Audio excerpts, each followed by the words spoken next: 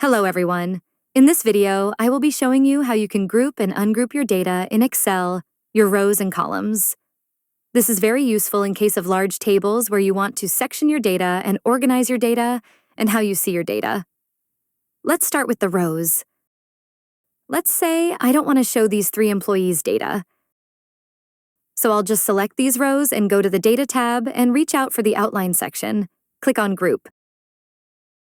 As you can see here, you get this minus sign, and you get these 2 layers in your data sheet. To collapse these rows, the selected rows, you just click on the minus sign, and to extend, you just click on the plus sign. For the columns, we'll just do the same. Let's say I don't want to show the annual salary and bonuses. I will go and select these 2 columns, and select Group. By grouping these 2, I will get to collapse just like I did with rows. We also have these 2 layers in the columns part. Okay.